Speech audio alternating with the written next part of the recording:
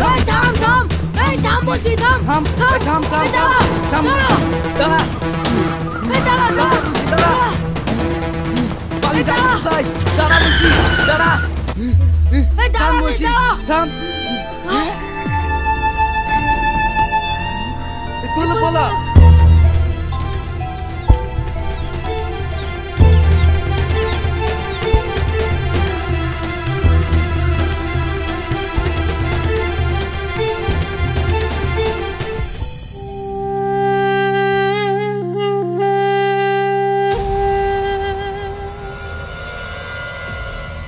Doctor uncle, উনি কেমন আছেন? চিন্তার কোনো কারণ নাই, মাথায় একটু চোট লেগেছিল, তাই তিনি অজ্ঞান হয়ে গেছিলেন। এখন সব ঠিক আছে। এখন উনি ঘুমাচ্ছেন। ঘন্টা দুয়েক রেস্ট নেওয়ার পরে তুমি ওনাকে নিয়ে যেতে পারো। আচ্ছা। ম্যাডাম, আপনি চিন্তা করবেন না, আমি স্যারকে ফোন করে দিয়েছি। তুমি আবার বাপিকে কেন ফোন করতে গেলে? এমনিতে বাপির কত কাজের চাপ।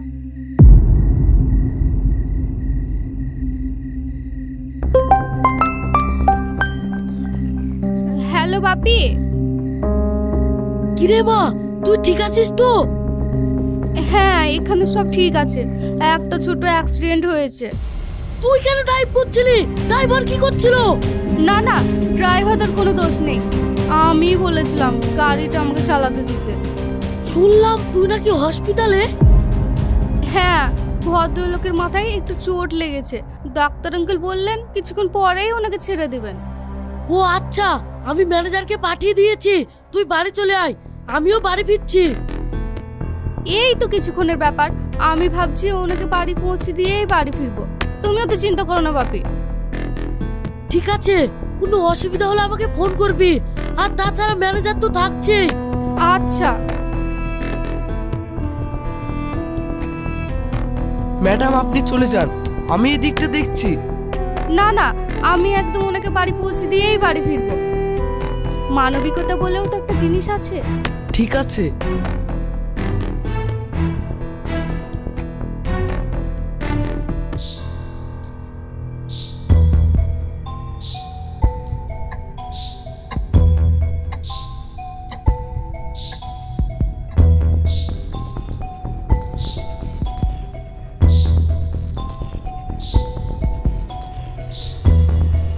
তোমরা ওনাকে নিয়ে যেতে পারো।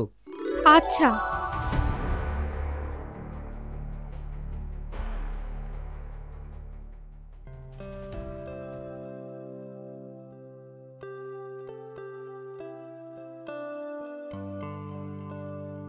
আই এম ভেরি সরি, আমাকে ক্ষমা করবেন। আরে না না, আপনি কেন ক্ষমা চাইছেন? দোষ তো আপনার না। It's my bad luck. আসলে সময়টা আমার খারাপ চলছে।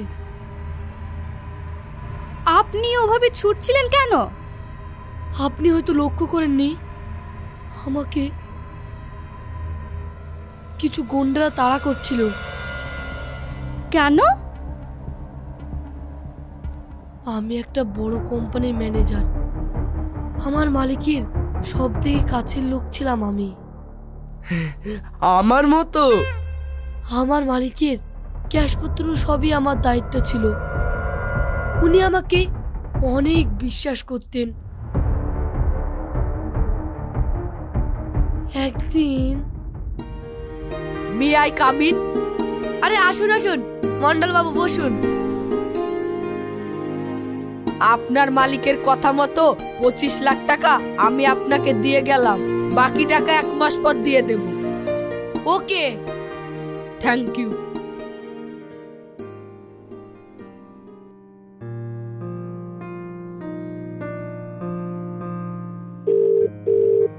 বলুন ভেটুল বাবু।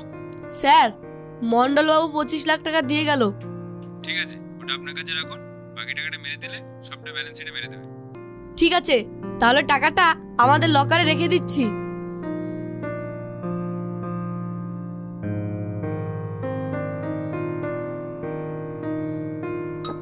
বন্ধু, তোর কাছে বিশাল একটা অফার নিয়ে এসেছি। কি অফার? মার্কেটে এখন টাকা উড়ে বেড়াচ্ছে, শুধু ধরে নিতে পারলেই কাজ। কি বলছিস? পরিষ্কার করে বল তো। তার আগে তুই বল, এই অফিসের ঝামেলা টেনশন আর কতদিন বয়ে বেড়াবি? তোর ইচ্ছে হয় না একটা স্বাধীন জীবন পেতে, যেখানে তুই তোর ইচ্ছে মতন চলবি, খরচ করবি, কেউ বাধা দেওয়ার থাকবে না? সেটা আবার কে না চায়? তাহলে বন্ধু, আমি যা বলছি সেটা কর। কি? মার্কেটে একটা নতুন ট্রেডিং কোম্পানি এসেছে, এখানে 25 দিনে টাকা ডবল। 25 দিনে? হ্যাঁ বন্ধু, আমি 50 লাখ টাকা ইনভেস্ট করেছি, প্রতিদিন 2 লাখ টাকা কামাচ্ছি। তোর কাছে যদি টাকা থাকে তাহলে লাগিয়ে দে আর ইনকামটাও করে নে।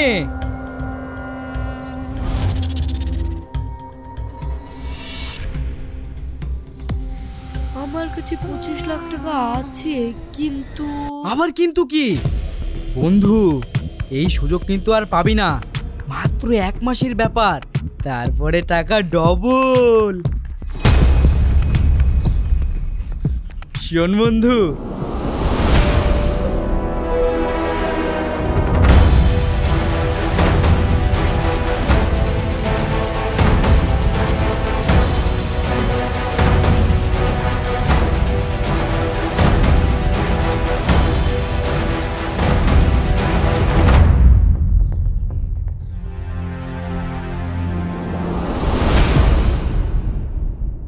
এইভাবে আমি আর বন্ধুর চক্করে পড়ে ওই টাকাটা ওই কোম্পানিতে ইনভেস্ট করে দিলাম। তারপর তারপর আমার যা কিছু ছিল সব বিক্রি করে মালিককে আমি 20 লাখ টাকা শোধ করি। বাকি 5 লাখ টাকা না দিতে পারায় মালিক আমার পেছনে গুন্ডা লাগায়। কিন্তু আপনি তো বলছেন আপনার কাছে আর কিছুই নেই, তাহলে ওনারা আপনাকে ধরে কি করবে? আমার কিডনি চোখ বিক্রি করে ওরা বাকি টাকা উসুল করতে চায়। এখন আমার কাছে একটাই পথ খোলা আছে, আত্মহত্যা। আত্মহত্যা করে মহাপাপ। আপনি আমার সঙ্গে চলুন। কোথায়? যেখানে গেলে আপনি আবার নতুন করে নিজের জীবন শুরু করতে পারবেন, আপনার ঋণের বোঝাও শোধ করতে পারবেন। সারামা, তোর কিছু হয়নি তো? না না বাপি, আমার কিছু হয়নি। তুমি অত চিন্তা করো না তো, এমনিতে তোমার শরীরটা খারাপ। তুমি বসো বসো।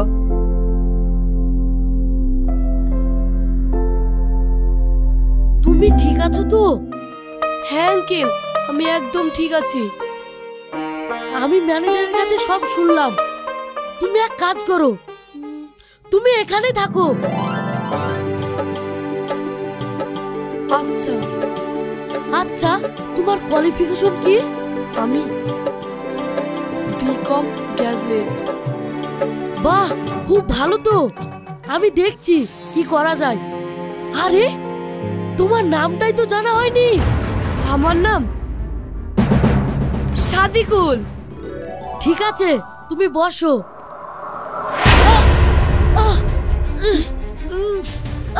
বাপি, আঙ্কেল, কি হলো তোমার? বাপি, বাপি, বাপি, কথা বলো বাপি, বাপি, বাপি, কথা বলো বাপি, বাপি, কি হলো তোমার? ম্যানেজার বাবু, আঙ্কেল, বাপি, কথা বলো বাপি। স্যার, কি হলো? আপনি তাড়াতাড়ি ডাক্তার ডাকুন। বাপি, বাপি, আঙ্কেল, বাপি, কথা বলো।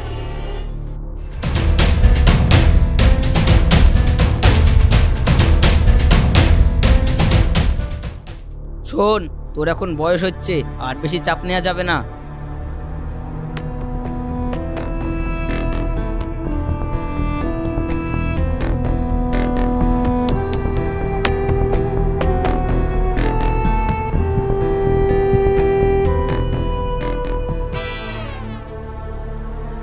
এই ওষুধগুলা লিখে দিচ্ছি, খেতে হবে। আমাকে দিন। ডাক্তার আঙ্কেল, কি হয়েছে বাপির? শোন, তোর বাপির এখন রেস্টের প্রয়োজন। মোটামুটি মাস দুয়েক একদম কাজ করা যাবে না। 2 মাস? 2 মাস বসে থাকলে আমার বিজনেস কে দেখবে? তুমি একদম কথা বলবে না। আজ থেকে ব্যবসার কাজ ম্যানেজার বাবু দেখবে। আমি? তাহলে ভালোই হবে।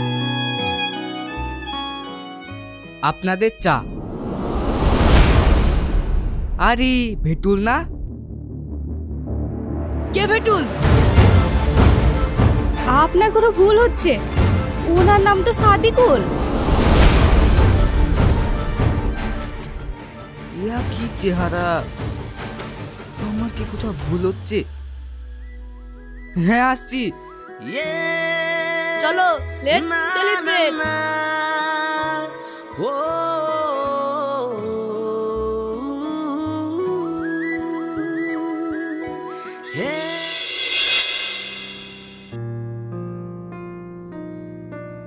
বিগত 15 বছরের সব রেকর্ড ভেঙে দিয়েছে। আমাদের কোম্পানির গ্রোথ এখন অনেক হাই। সত্যি একজন সৎ, পরিশ্রমী এবং সফল ব্যবসায়ী হিসাবে সাদিকুল বাবু নিজেকে প্রতিষ্ঠিত করেছেন। আমি মানুষ চিনতে ভুল করিনি। একদম ঠিক বলেছো বাপি, সাদিকুল বাবু মনের দিক দিয়েও খুব ভালো মানুষ।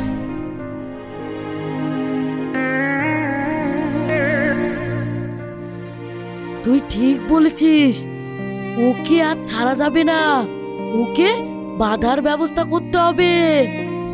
মানে?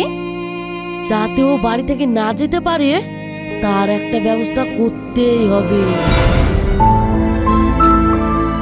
কাকে বাধার ব্যবস্থা করছেন আঙ্কেল? তোমাকে। আমি কি করেছি? তুমি আমার আর আমার মেয়ের অনেক দামি জিনিস চুরি করেছো। আমি কি চুরি করেছি? তুমি আমার বিশ্বাস চুরি করেছো আর আমার মেয়ের মন চুরি করেছো।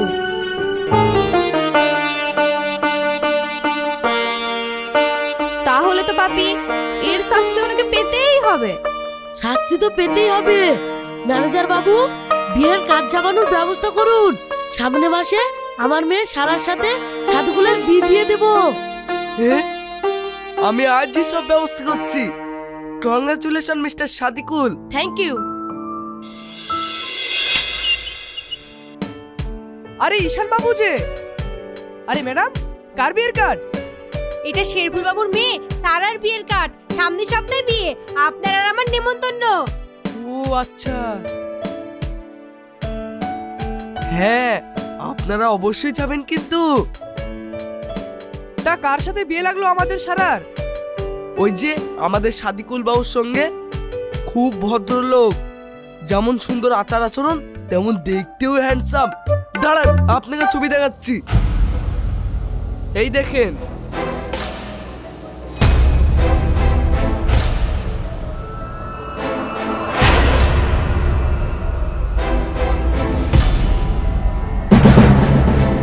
ঠিক আছে ঈশান বাবু, আমরা যাব, আপনি এখন আসুন।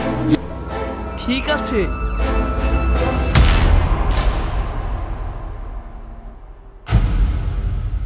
কি হলো, আপনাকে ওরকম লাগছে কেন? না, হতে পারে না। মানে? আমি দাঁড়িয়ে থেকে যার মাটি দিলাম সে কিভাবে বেঁচে থাকতে পারে? কি বলছেন আপনি? হ্যাঁ, ফটোতে যাকে দেখলাম তার নাম তো সাদিকুল না, তার নাম ভেটুল। এর বাড়ি তো রহমতপুরে ছিল। তা কি করে হয়? আমিও তাই ভাবছি। এই সাদিকুল বাবুর সঙ্গে দেখা করতে হবে। আমার মনে হচ্ছে ইনি খুব গভীর জলের মাছ।